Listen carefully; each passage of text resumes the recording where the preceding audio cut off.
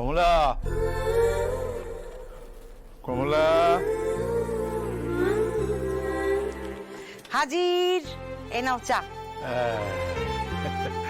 আমার যে ঠিক কখন কি চাই, কমলা সুন্দরী যে ঠিক কি করে বুঝে যায়, এই রহস্যটার সমাধান আমি এত বছরেও করে উঠতে পারলাম না। এটা কোনো রহস্য নয় মশাই, একেবারে সহজ। আমি তোমার মন বুঝতে পারি।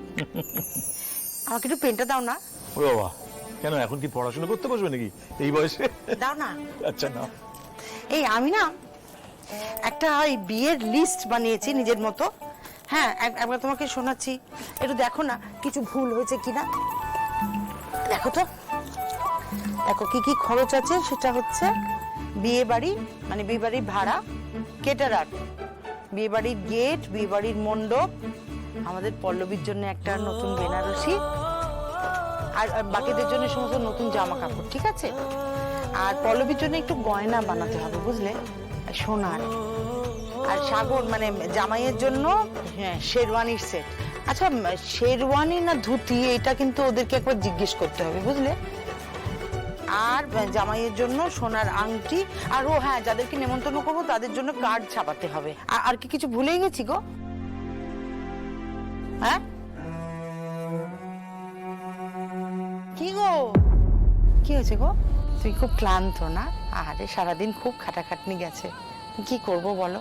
আলোচনাগুলো তো একটু সেরে ফেলতে হবে, তাই না? আর তো বেশি সময় নেই, এবার কিন্তু কোমর বেঁধে লেগে পড়তে হবে। হ্যাঁ, আচ্ছা শোনো না, বলছি যে তুমি আমাকে কালকে একটু ব্যাংক থেকে 2-3 লাখ টাকা তুলে দেবে?